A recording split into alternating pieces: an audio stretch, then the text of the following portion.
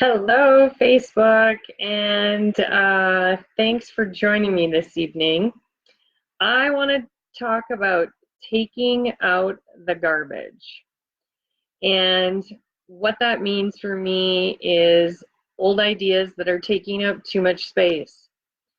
The other day on Facebook, I saw a little meme, I guess you'd call it, or some sort of picture, and it had a bird on the top of it that was basically standing there saying, "What are you doing?"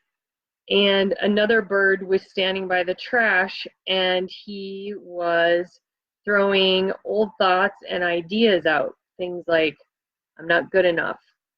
I'm a loser. I'm fat. I'm ugly. I'll never be good enough."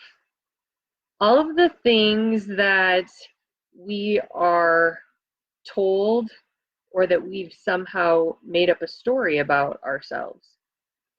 And it's very scary when you think about from the time you're born to the time you're 5 years old, you have 50% of your thoughts, your beliefs, and your values. 50%.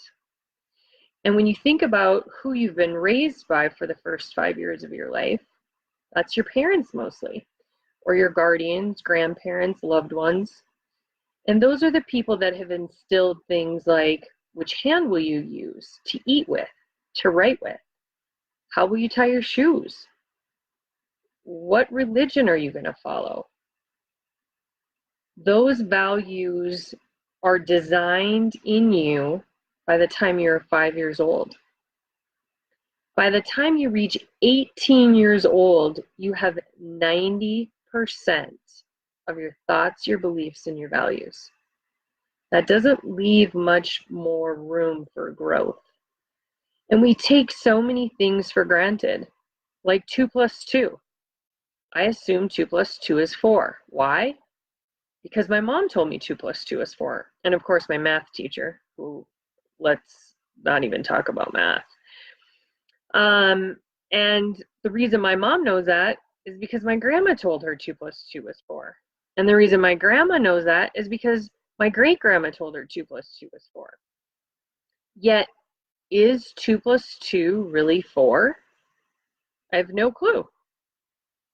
I just was told that. And so, how many times have you been told something that may or may not be true, or may not even be your reality?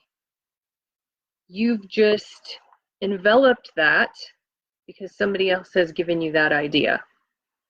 And that's pretty scary. There are so many things that we gather from someone else that don't belong to us. Your thoughts around religion, your thoughts around marriage and divorce, your thoughts around money, your thoughts around your work and your career. You know, I remember growing up and being told things like, money doesn't grow on trees, and you have to work really hard to get money. Yet I know that there's other people who grew up and money was free flowing, and they don't have those same thoughts, beliefs, and values. In fact, every time they wanted something, they were told, "No problem, we'll get that for you." And money does grow on trees at our house. It's constantly flowing into our bank account. And these, again, all come from what was instilled in our parents. Not saying that it's right or wrong, it just is what it is. And my grandparents then instilled that into my mom, and vice versa. My mom then instilled that into me. And so I have a thought, a belief around money, around work, around religion, relationships, marriage, divorce, just like any one of you do. And women in the legal field are miserable. We're running around with our hair on fire. In fact, I said that last night. And we're struggling.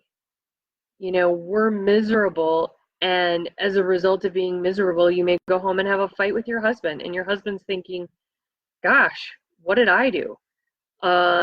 You may miss picking your kids up from school because you had a deadline at work.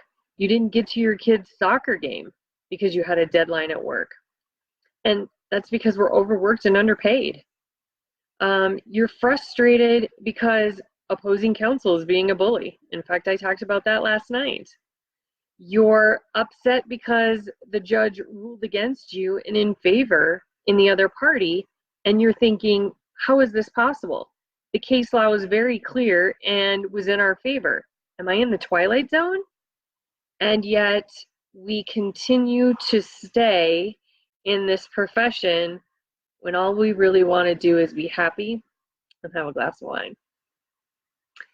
And it's really about being open to what is possible and taking out the garbage. And by taking out the garbage, we remove those things that are keeping us stuck. And we become open to what is possible.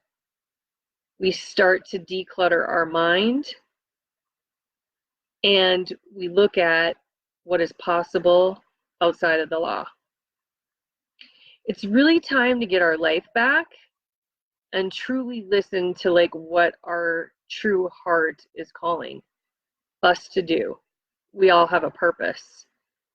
And what is your purpose here on this earth? Is it really to sit behind a desk or to make legal arguments in front of a judge? For me, it was discovering that my purpose was really to help people and make a difference in the world.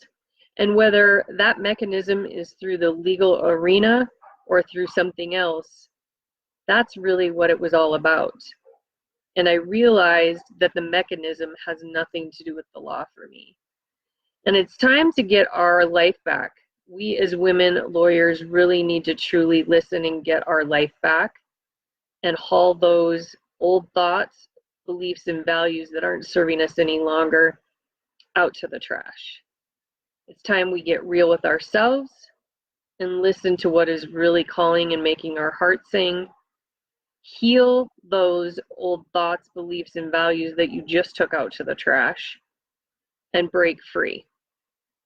I hope this was helpful, and I look forward to chatting with you all again tomorrow for another episode of Outlaw.